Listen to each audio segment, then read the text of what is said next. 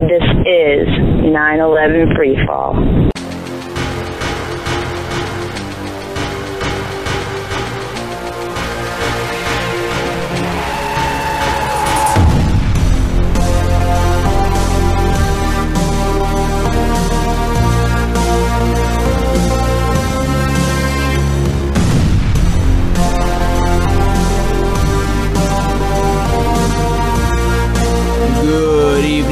Gentlemen, welcome to another episode of 9/11 Freefall. I'm your host, Andy Steele, and tonight my guest is going to be Colin Doran.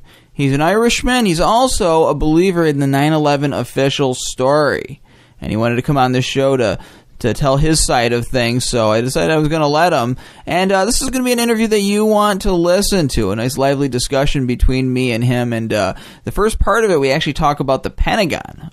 We never talk about the Pentagon on this show. AE 9/11 Truth, of course, just focuses on the building destructions in New York on 9/11. However, occasionally guests have mentioned it, and so I figured it'd be okay to let our guest talk about this, but in particular because his background is in aviation, so he's got some input on that. And then, of course, we talk about the controlled demolition evidence, have a nice little back and forth with that, too. So stay tuned. I'm going to be playing that for you in just a few minutes. Before I do play the interview, though, as you may know, Nils Harrit's court case just wrapped up. We're still waiting for a verdict that's going to come on April the 9th of this year, so we hope it ends well.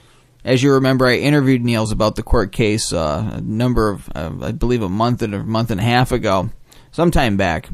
But I guess he said it went very well according to his own perceptions. We will find out. But he did an interview with 911truth.dk, that's the website, about this. So I'm going to go ahead and play an excerpt from that interview for you, and then I'll be playing my own interview with Colin Doran. Before I do play those, though, we're going to do what we do every week. We're going to take 10 seconds of silence to remember the victims of 9/11 and their families and all the people who died in the wars that followed 9/11. We're going to do that beginning now.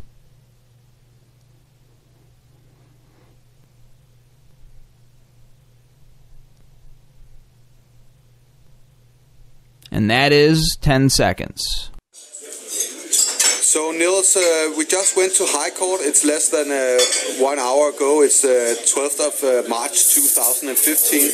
And how did you think how do you feel that the court case went? Overall, I'm very pleased.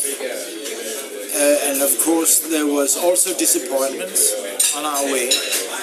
But our overall aims actually was a success in the sense that we got the opportunity for once to present a video of World Trade Center 7 collapsing in court.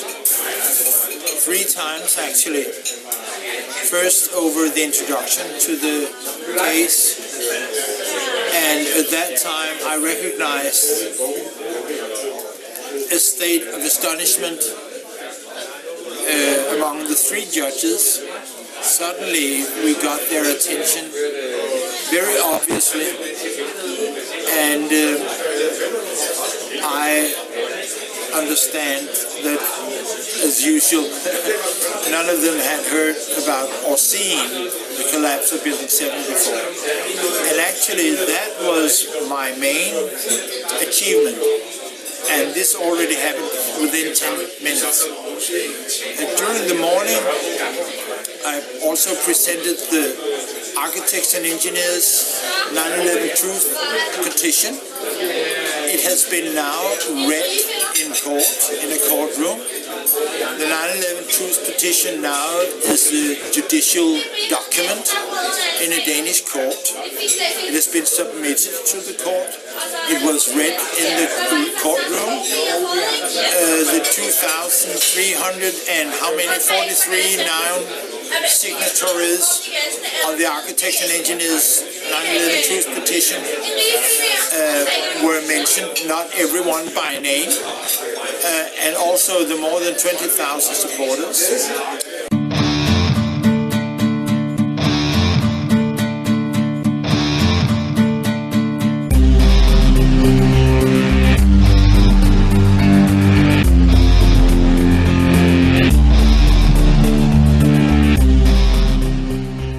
Colin Doran is from Ireland. He's worked in the aviation industry for most of his career. About 2 or 3 years after 9/11 happened, he started taking interest in the kind of online theories that were developing around it. And in his spare time, he's engaged in commenting on forums and other places, picking up information about the events as he goes along. Colin, welcome to 9/11 Freefall. Hello, Andrew. How are you? Oh, great. And thank you for coming on, and I'm glad that we were able to make this connection internationally here. And I think that there's some synchronicity going on because we just celebrated St. Patrick's Day here in the United States. Well, I guess it's in Ireland too, of course, but we just celebrated. So we got a bona fide Irishman on the line today. So I gave a very brief intro for you. Please feel free to fill in any gaps that I left, anything else that you want to tell the audience about yourself.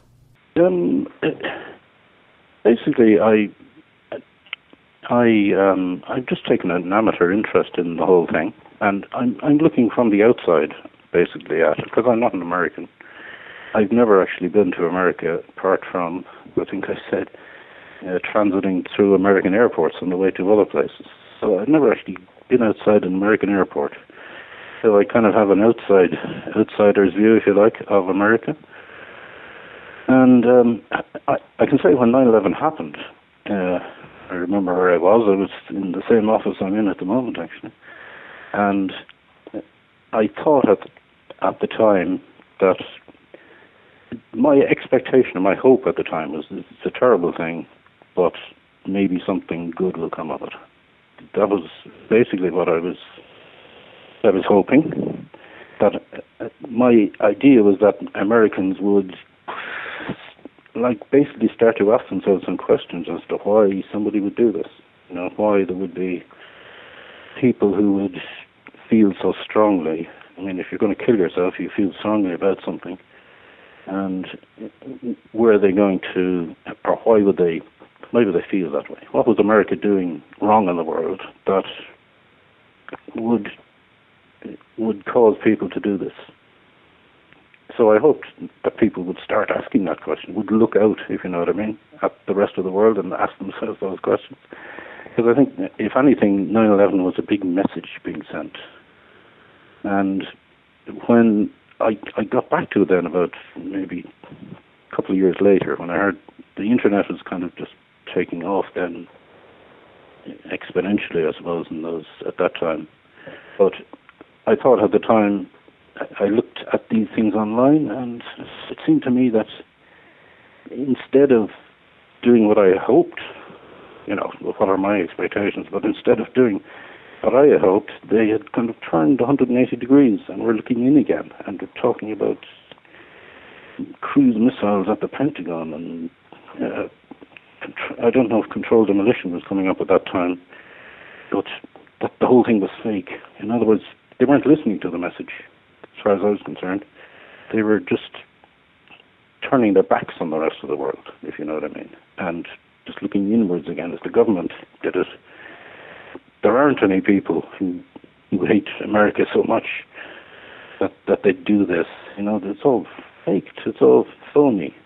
And that seemed to me to be a terrible kind of distortion, from my point of view, of what had happened and what had gone on. So I just started making comments about things and looking up information about it, because I saw various things like YouTube videos and what have you, where they were talking about, say, the Pentagon. That was one of the worst things. And, you know, you'd see a YouTube video which would put up, like, in plain sight, I think was one of them. And basically put up information about supposedly the evidence about what happened to the Pentagon. And then I looked up the actual, like there were some quotes from eyewitnesses put up in that video. And I looked up the quotes and found that they'd been, like, a little snippet had been taken out of what somebody said. Or there were like 10 times as many people saying something different. So it was like a cherry picking of evidence to create a theory about something that didn't stand up when you saw all the evidence. So that seemed to me to be like something something reprehensible as far as I'm concerned, to misinform people, you know? Right, and our audience is probably going to notice that this is going to be a different interview than we normally have, because normally we talk about the controlled demolition evidence mostly on this show, and we bring on various experts and scholars who have studied that. However, sometimes people talk about other things regarding 9/11, other aspects of 9/11. And maybe even other issues, and I'm not the free speech police, so I don't stop them. But Colin wanted to come on and to present his side of this, and your background is in aviation. Now, like I said, we don't normally focus on it. It's called 9/11 Freefall, not 9/11 Where Was NORAD. But I wanted you to have your say. So just beginning off right now, just focusing on the aviation elements of 9/11, can you briefly go over the arguments you've heard about that and what you disagree with? Well, basically, the first thing I saw about it was Pilots for 9/11 Truth. They they had a website, and I presumed that their response to it would be a kind of not jumping to conclusions kind of a response. You know, it would be a measured. Like I would imagine pilots are very level-headed people, if I can say that. And the first article I saw, and I think it is actually on their page there, which was basically taking what was in the 9/11 Commission report, which is a fairly sketchy description of the plane hitting the Pentagon, where it flew and where it came from. And looking at or taking that evidence from the 9/11 Commission report, he then came up with a conclusion about the flight path of the plane being extremely difficult and extremely, an extreme maneuver that only an experienced pilot could come up with. And I noticed that basically he didn't know anything about the speed of the plane at the start of the maneuver, the bank angles involved, the radius of turn, any of the speed of the plane during the maneuver. None of the evidence that you would need to make a judgment about the actual maneuver itself was there. It was pure conjecture. You'd taken like the worst case scenario and presented it as the only one. And I thought that's not a proper way to assess evidence of something. And I've seen, like, even since then, like the same things being said. Oh, this incredibly difficult maneuver, how could it possibly be done? And experienced pilots, like I think Ralph Kolstad or somebody, there's a little YouTube video showing various pilots talking about it and saying, how many G, 6 or 7 G, he couldn't possibly do it, and the plane couldn't do it, etc. Totally false. And you actually look at the FDR data, which came out later. It was a totally benign maneuver. But the myth takes hold that it was some kind of impossible maneuver that couldn't possibly be done. And you actually look at the FDR data, and when Pilots for Truth got hold of the FDR animation, I should say, they halfway through it, which takes about 2.5 minutes or something, halfway through it they say, has anyone got a good book to read? As if it's a nice relaxing maneuver to do. Now, I just have a quick question about that, because you're talking about the and I don't have really a position on the Pentagon because I haven't studied this deeply. I've just heard things, people say things. But the flight maneuver by Flight 77 at the Pentagon, I've heard them say it's difficult, and the air traffic controllers thought it was a fighter aircraft because of that. That's true. Right. And I was at the Pentagon actually a few months after 9/11 happened. I didn't suspect inside job at that point. It was just we were going down there to take a look at this thing that happened. So first we went to New York, and then we went to the Pentagon. And one thing I noticed is that the Pentagon, in terms of just the height and the where it was related to, like with the ground, I did have a hard time seeing a plane fly that low and be able to do that maneuver. And then when you hear these things about Hani Hanjour having difficulty flying a Cessna plane and being able to pull this off, now whether or not it was a difficult maneuver, I'm relying on the authority of pilots from various sides debating on that. But what do you have to say about the Hani Hanjour aspect, and then the fact that the air traffic controllers thought it was a fighter jet? Well, Hani Hanjour, he was, technically speaking, the most competent of the pilots in terms of his qualifications. He was a qualified pilot, commercial pilot.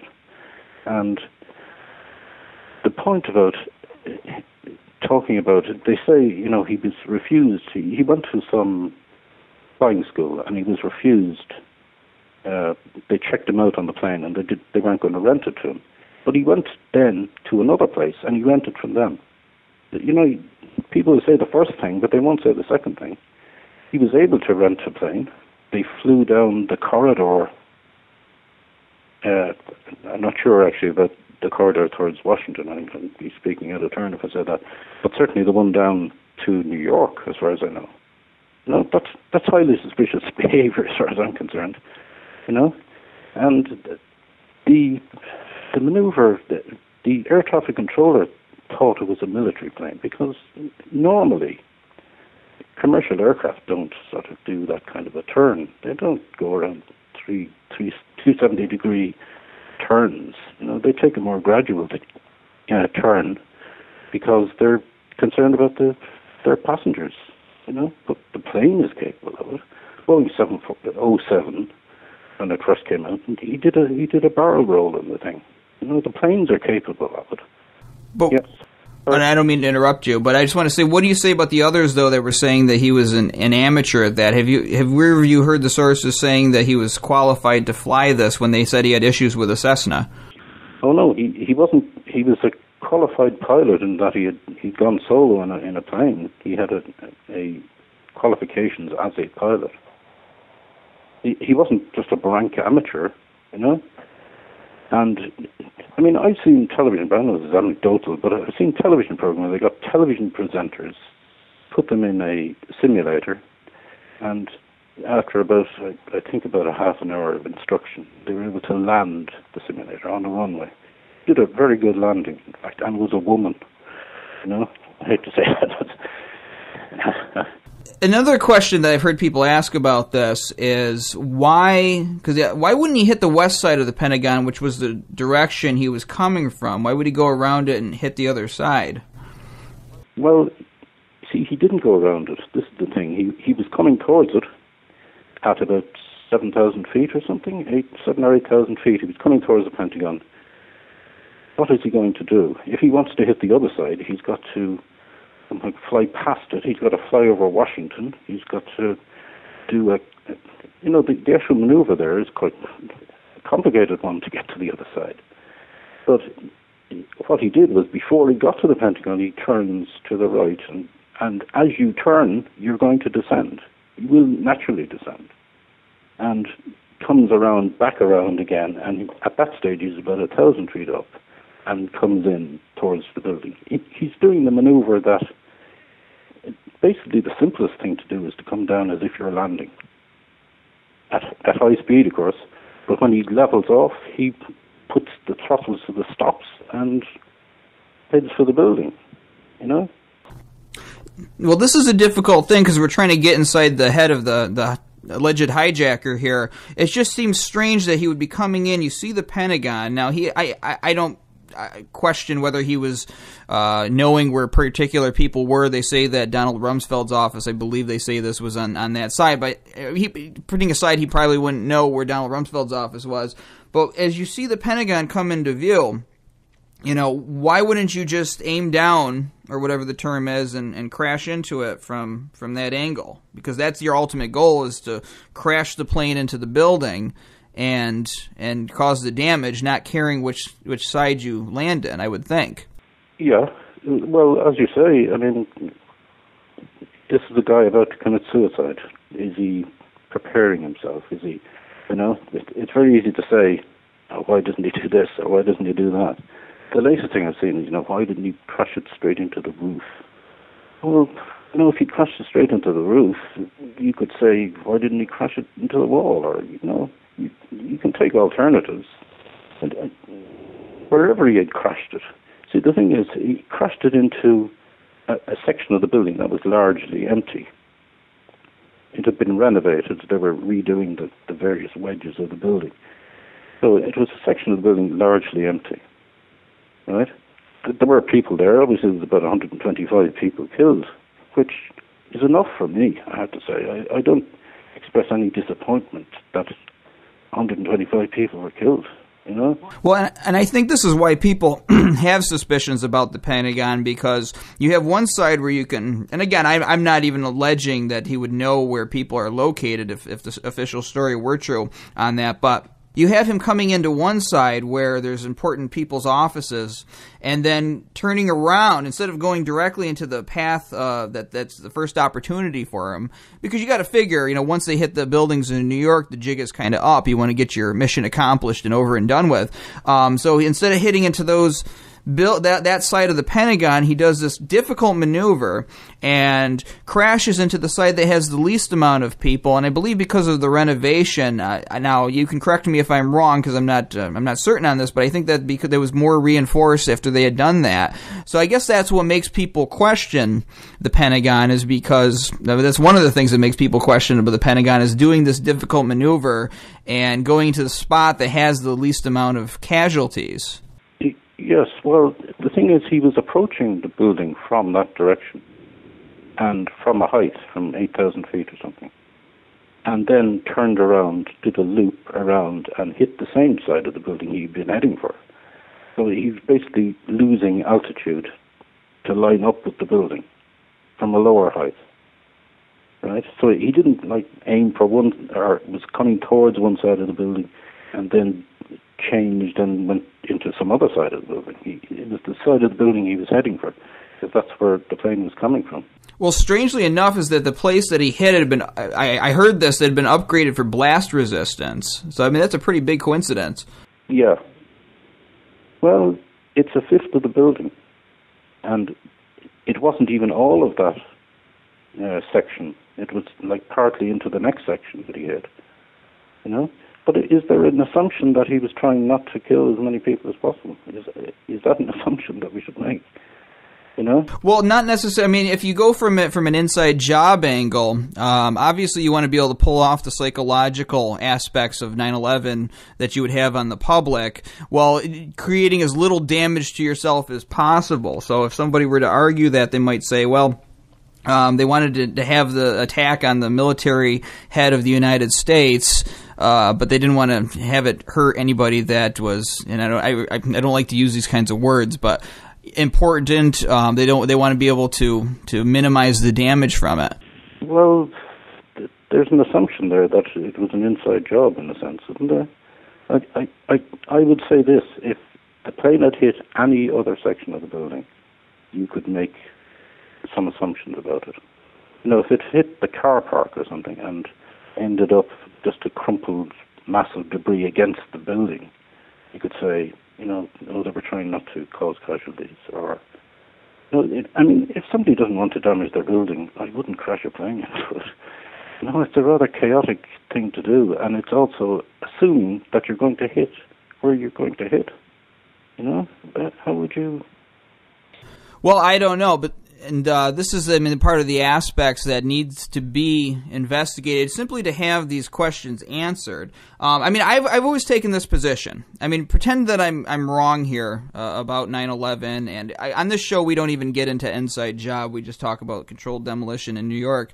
But let's just say that 9/11 truth is wrong, the official story is correct. This still represents the major failure of government to do its most important job here, which is to protect the American people. So every question that Americans have regarding this issue should be answered. Everything should be laid bare for the American public to see, and we should be asking about this for the next 100 years. One of my issues with this aspect of it is that there's cameras all around the Pentagon, all around where the plane supposedly hit the Pentagon, and the only views that we've seen of a plane hitting the Pentagon have been some stills where you don't actually see an airplane, you just see an explosion ripping, explosion going off. You don't actually see an airplane. We haven't had any video of a plane hitting the Pentagon other than just some far-off thing where you see nothing and then an explosion. So if the government wants to eliminate conspiracy theories,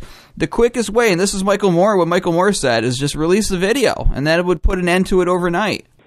Well, see, I don't think there is a clear video. There are two videos from the parking lot, and one of them, basically they're focused on the cars coming in and out of the parking lot, and they're taking a picture every second. There's an image being recorded, and they're focused obviously on the close to, and the plane is a couple of 100 yards away, and it's also a kind of a wide-angle lens.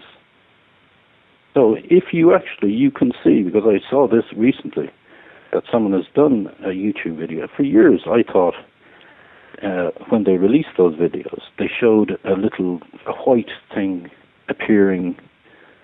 There are two videos, I should say. There are two videos in two little pillars, and in the first one, the other pillar gets in the way, and the plane is behind it. If you think there was a plane, and you can see that something above the pillar, which is the tail of the plane. Say. In the other pillar, the pillar that actually did block the first camera, you can see the plane. You know.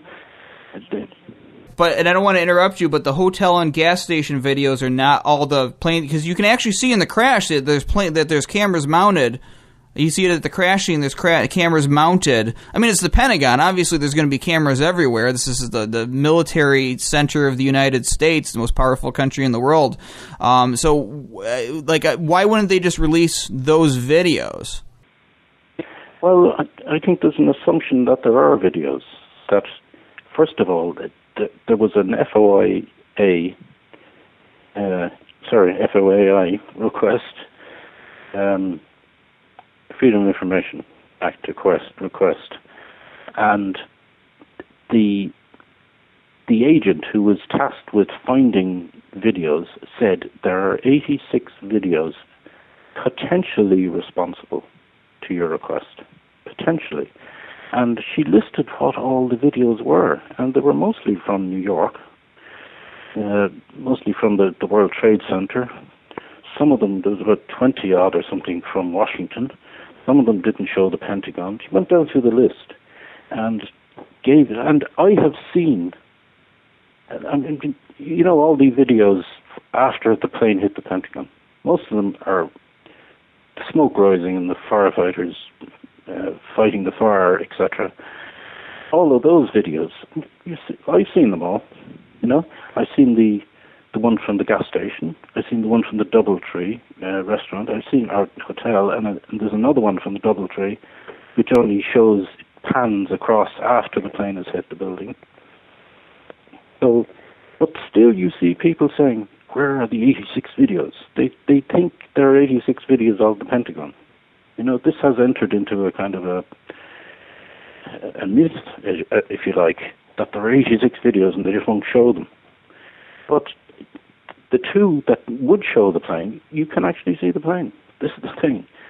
And I, like most people, had assumed that this white smoke trail that was in it, that sort of appears in the video, was the nose of the plane. I think I remember on some NBC or somebody, because I see those things, saying that this was the nose of the plane. But it isn't actually. It's the vapor trail. And if you look ahead of the vapor trail, you can see not a very clear image because it's not a very clear video. You can't have a clear video of something that isn't recorded clearly. And it's doing 500 miles an hour in 1 second. It was actually amazing that it was caught at all, in a sense. But the point about it is that if you actually look, you can see the outline of a plane there. A 757, you can see the tail, you can see the engines, I look at that, I don't see anything. I see nothing in an explosion. There's something white, and I don't think anyone doubts that something happened at the Pentagon. I think the question is of what hit it, or whether or not it was that particular flight. We'll have to let our audience decide on that, and certainly discuss it. But I want to be able to talk about other issues beyond this too, because again, we don't normally cover this. But before I ask a question, I just want to comment on a comment that I've seen where you've criticized AE 9/11 Truth on its 15-minute Ed Asner solving the mystery of WTC-7 video.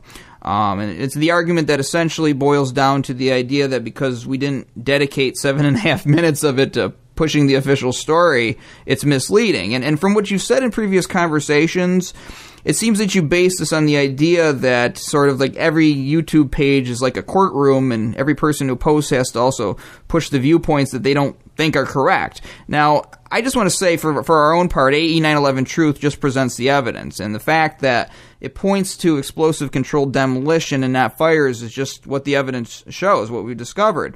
The government and news media, particularly here in the United States, they only give the government side of this, and then they insult and vilify anybody who disagrees with them.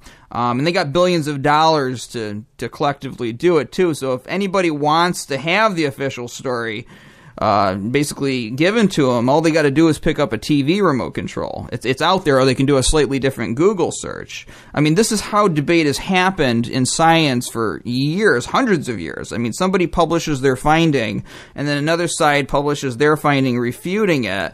So, I mean, I guess my question is, what about what I just said do you disagree with? And just kind of as a side note, how many papers arguing in favor of creationism did Darwin publish?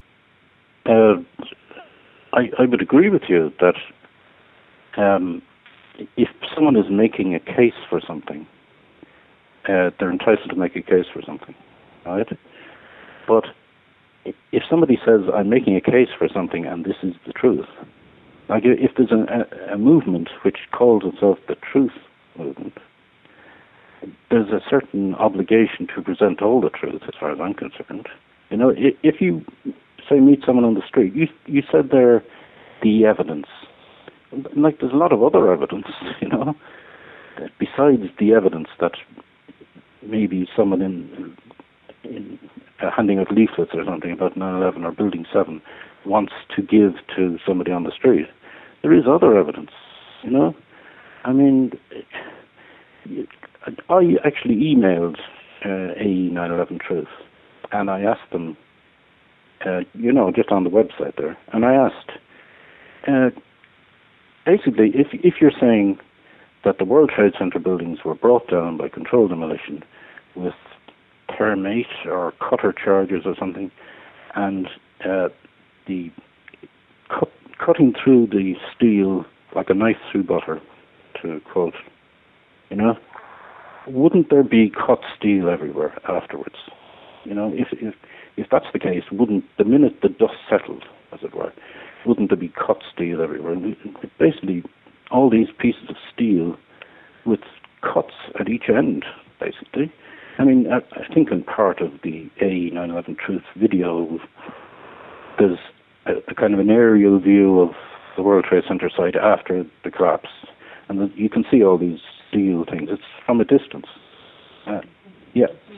Well, right, but see, there's several first responders and reputable eyewitnesses, including the World Trade Center structural engineer Leslie Robertson, who reported seeing molten metal, and in fact, it's captured streaming from one of the towers on the video. And obviously, you've probably heard this said a bunch of times researching 9/11 Truth, that jet fuel doesn't get hot enough to melt steel. Also, in Appendix C of the FEMA report, which they published in 2002, and I'm just going to read the quote from it. It says, it reports evidence of severe high-temperature corrosion attack on the steel, including oxidation and sulfication with subsequent intergranular melting, was readily visible in the near-surface microstructure. A liquid eutectic mixture containing primarily iron, oxygen, and sulfur formed during this hot corrosion attack on the steel. The sulfur-rich liquid penetrated preferentially down-grain boundaries of the steel, severely weakening the beam and making it susceptible to erosion. The eutectic temperature for this mixture strongly suggests that the temperatures in this region of the steel beam approached 1,800 degrees Fahrenheit, which is substantially lower than would be expected for melting this steel. And you look at this thing, it looks just like Swiss cheese. So actually, I mean, we see tons of evidence of the end results of a thermite cutter charge, and we also have these iron-rich microspheres being found in the dust, not just by our scientists, but by the R.J. Lee Company and the USGS. And this would lead to evidence that, you know, if you had steel liquefying, it would form droplets like rain, especially if it's being shot out. And of course, the steel was removed quickly, and the cameras weren't allowed by Giuliani there. But I'm just going to ask you to comment on that. Well, first of all, I've seen these pictures of this eutectic melting. I'm not a metallurgist or anything, but I don't think that happened in the 10 seconds or 18 seconds or whatever while the buildings were collapsing. You know, and I don't think the people in FEMA were saying either that this happened. This caused this piece of steel to fail. They were saying this happened afterwards in the huge pile of debris where there were fires underneath, and there was all kinds of, you could have chemical reactions. There's a whole load of sulfur in the debris pile. There's a whole, I think probably every substance you can imagine down there. You were saying that the sulfur could have been from the pile, but it couldn't be. Gypsum is the only place the sulfur would be in the building, and isn't sulfur by itself. I mean, the sulfur in gypsum is calcium sulfate, and so it can't be liberated without like about 5 steps, which couldn't happen in the rubble pile. Well, I would suggest that is the result of or the effect caused to that steel is a kind of a cooking effect, if you know what I mean. It's something where it's not something that's cutting a big solid support, undamaged solid support of the World Trade Center building in order to bring it down. You know what I mean?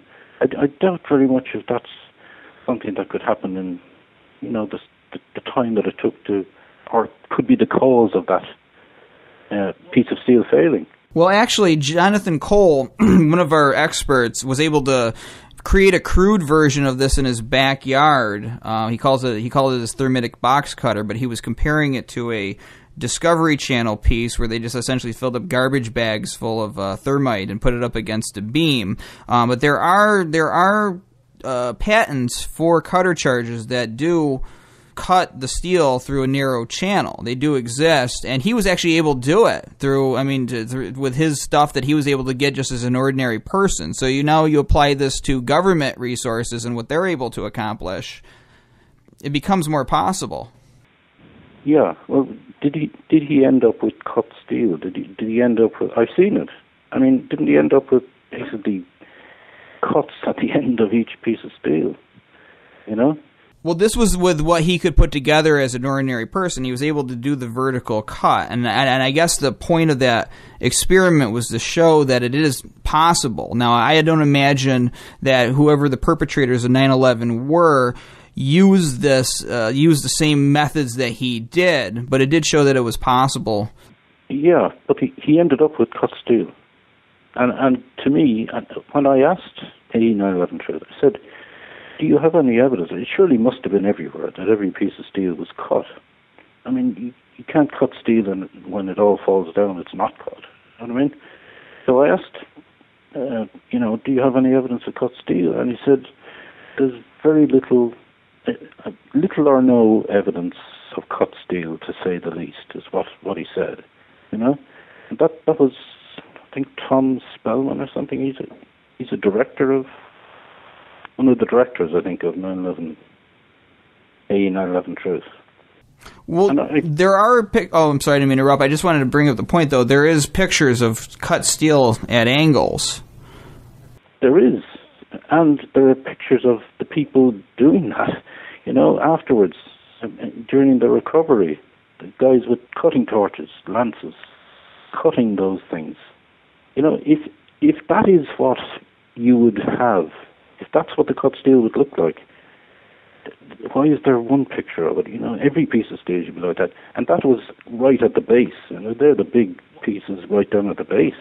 This was a very controlled scene, however. I mean, a lot of the stuff was hauled away after the event took place, and it was very difficult, especially for independent researchers, because what happens, and rightfully so if you have a good government, but what happens after something like this occurs is that the government comes in and takes charge of the scene. And so, it's especially at that point when nobody's looking for any kind of controlled demolition or inside job, people are believing the official story. It's very difficult to gather evidence. I wanted to talk about something really quick here, because I saw a comment you left on the Freefall interview with Jeremy Sagan, in which you took an issue with an offhand joke I made about BBC being psychic for reporting the collapse of Building 7 too early. But you wrote here, amazing about Building 7 how the BBC and other news stations were psychic, predicting the future, that the building was going to collapse. And you are right, predicting the future is when you say something is going to happen in the future, but if you say it already happened in the past, it's not being psychic. So I want to apologize to psychics everywhere. But just to move on, though, to the serious stuff, that is the only people who predicted the future were the FDNY fire chiefs, whose job it was to examine the building and predict what was going to happen to it if the fires were allowed to take hold. That's what they did. Their prediction was that it would collapse. They stopped rescue work and created a collapse cordon around it and waited for it to collapse. It collapsed. Now, I just want to make some comments before I ask the question. In the BBC documentary, The Third Tower, Chief Hayden said that some engineer told the firefighters the building would collapse in 5 hours, despite the fact that the fires that supposedly did cause the collapse had not yet reached the northeast corner where the fire supposedly initiated the collapse. And they also, NIST admitted in their FAQ regarding its Building 7 report that the debris and the minor damage from the collapse of World Trade Center 1 to Building 7 to its structure didn't contribute to the building's collapse, which they claim actually started on the other side. It also says, well, we have photographic evidence that the area where the collapse supposedly initiated was burned out in advance. And then we have this from the FAQ page where they ask about, some have said that a failure at one column should not have produced a symmetrical fall like this one. What's NIST's answer to those assertions? It says Building 7's collapse, viewed from the exterior, did appear almost uniformly as a single unit. This occurred because the interior failures that took place did not cause the external framing to fail until the final stages of the building collapsed. The interior floor framing and columns collapsed downward and pulled away from the exterior frame. Now, forgetting for a moment that you can't have the interior fall without massive warpage on the exterior, but given all these facts that I've given you from mainstream TV and the government's own report about the situation before 7 went down, and the fact that this was unprecedented, I mean, anyone will admit this is an unprecedented event, there appears to be no reasonable indication ahead of time that this building should have come down, other than the fact that everyone might have been, understandably jittery after watching the controlled demolitions of the Twin Towers earlier in the day, and we're hearing explosions like I talked about before. And again, I think people misunderstand when we talk. Nobody's accusing the fire chiefs of being complicit in 9/11 or the police. But the question is, why would they think this building is going to suddenly come down so fast when there's really no sign that it should? And I mean, get it to the point where they report on it early. Right. Well, there were interviews done, I don't know if you've seen it, for Firehouse magazine, I think it was, where at least 2 or 3, it was Chief Hayden, he was a deputy fire chief, I think, Hayden, said that going into the afternoon or something, we were concerned about Building 7 because there was fires in the building. And we put a transit on it. And he said there was major damage to one of the corners. And he said we put a transit on it. And there was a bulge going up about 3 floors in the facade of the building. And by about noon that day, we were pretty sure it was going to collapse, is what he says. Now, the thing is, and other firefighters, just ordinary fire officers, saying, we were standing beside the building and we looked at it and I said, that doesn't look good. Does that look straight to you? and they were asked then to go in and fight the fires. So they started rolling out hoses, and then some guy come running up and said, no one's going in there, and they breathed a sigh of relief that they didn't have to go into it. So it's, whether you think they had some explanation as to how it was, what the mechanism that it was going to collapse. They were looking at the symptoms of the building. They were actually examining the building and saying, I don't think that building is stable. It's going to collapse. I talked to an engineer he actually mentioned the bulge the other day, and he hasn't seen any pictures of this bulge. I mean, have you seen any pictures of this bulge? I haven't specifically, but that's what the firefighter said, and I don't think he was lying about it.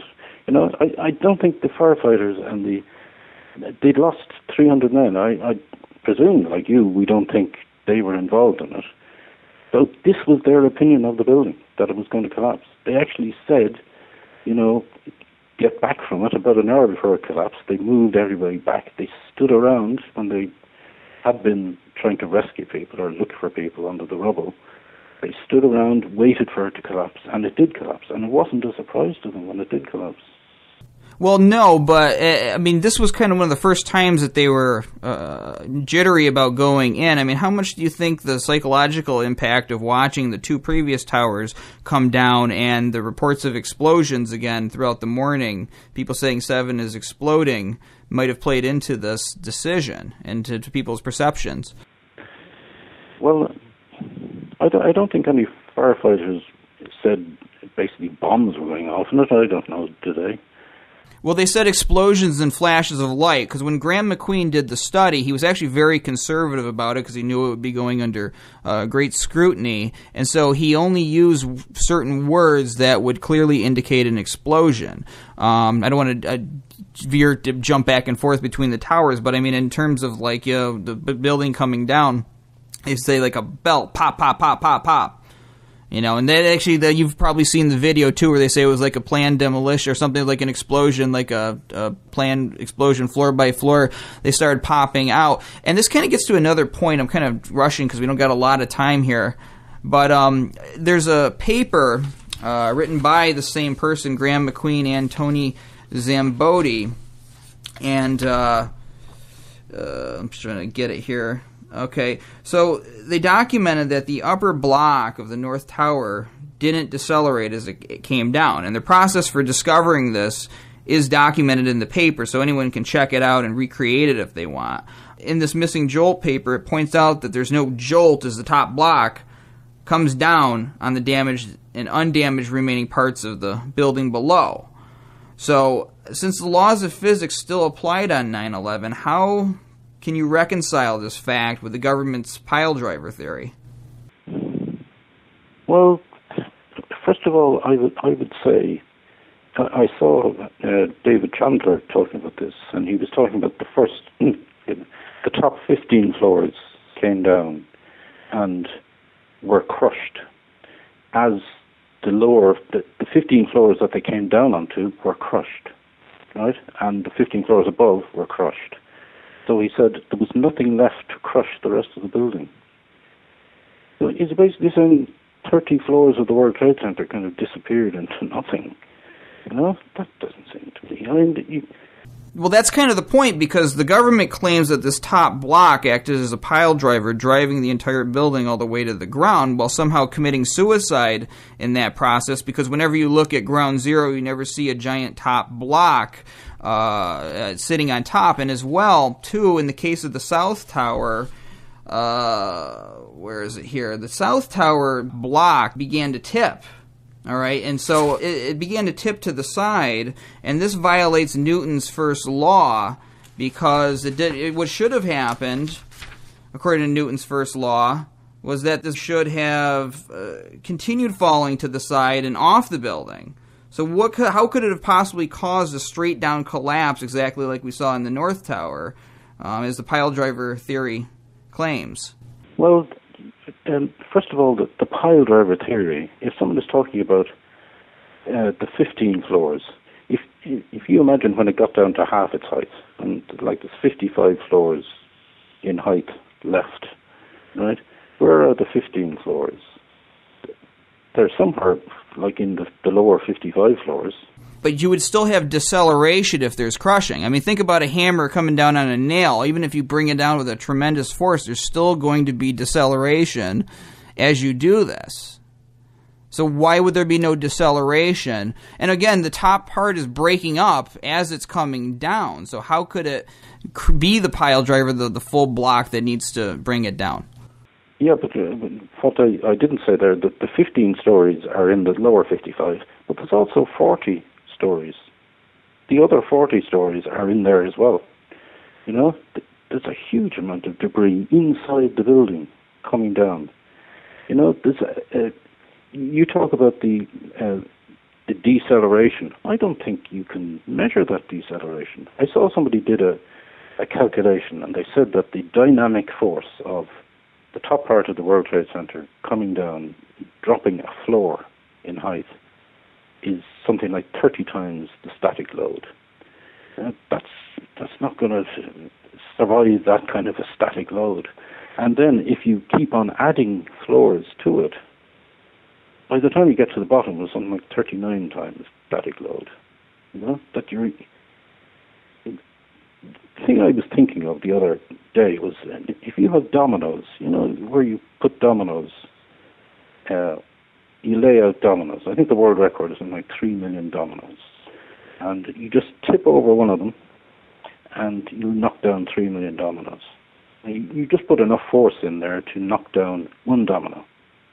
But you've basically put in enough force to knock down 3 million, because as each domino falls, its potential energy is being converted into kinetic energy to knock down the next one. And dominoes are laid out flat along the floor, as it were. But if you have floors in a building on top of one another, you're releasing potential energy as you go down. At every stage, potential energy is being released into the system. It isn't like... And I don't want to interrupt it, but I do want you to address this, because when you knock down dominoes, the first one's going to decelerate, even if ever so slightly. But I mean, there's still going to be measurable deceleration. Well, I would dispute whether it's measurable. You know, with what if you had a very high definition, high speed camera, you might pick up a very small deceleration. Right, and that's what I'm talking about, because they use physics software, and you know, I can't go through the entire process, but what they do is they take a point on the roof line and a pixel, and they're able to measure how much distance or something to that effect. They explain it in the paper, so it is measurable because they have software that can do this kind of stuff.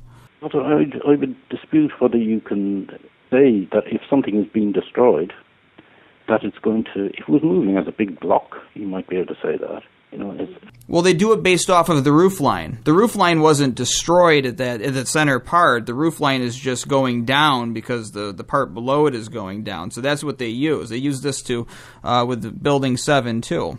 Yeah, but the roof line is being supported by the lower part of the block that the roof line is attached to. You follow me? Right, but you can still measure it because the roof line's not being destroyed in those first couple of seconds, and you can determine right from the bottom of it as it meets the upper undamaged parts, the top block meets the damaged parts and the undamaged parts below. And this is part of what I believe what David Chandler was able to do when he calculated for the free fall of Building 7. Now, I want to talk about that. I know I'm kind of jumping back and forth between the Twin Towers and Building 7, so you're being very patient with me here. But with NIST's admission of free fall for 105 feet at least, and this only came out when David Chandler embarrassed them at their technical briefing, I mean, how do you account for the free fall without the use of explosives? Well, can I say, do you have there been collapses of buildings before not to do with controlled demolition? There have, but they're different, though. That's the problem, is that when you have a steel frame high-rise, I mean, what should happen is what we've seen happen in various countries, hotels and, well, I don't know if they're hotels, but giant skyscrapers in China and Madrid. The fires burn, and pieces of it may fall away, but in the end, you still have a steel frame high-rise. They don't come down in 7 seconds with free fall acceleration for 105 feet. This is the smoking gun. This is what caused people to start looking at 9/11 for most people, because this shouldn't happen. It can't happen. I would be, I've heard the a 9/11 Truth video where everybody's saying can't happen, it's impossible, this can't happen. I'd be very reluctant for anybody to be saying, there's a scientific bent anyway, to be saying something is impossible. I've never seen before 9/11, I never saw anybody talking about controlled demolition, the physics of it, or what should happen or what shouldn't happen, or whether it should be free fall or it shouldn't be free fall, Like, if this is a facade of a building, because the roof of the building, as you know, came down first. Like, there was a structure on the roof that collapsed first for a few seconds. So there's something major going on inside the building there, And then the rest of it comes down. I don't see why it should. Considering that a large part of the lower part of the building is supported on 3 major trusses, if they collapse, that's a huge drop that's going to happen. That's going to happen to the top of the building.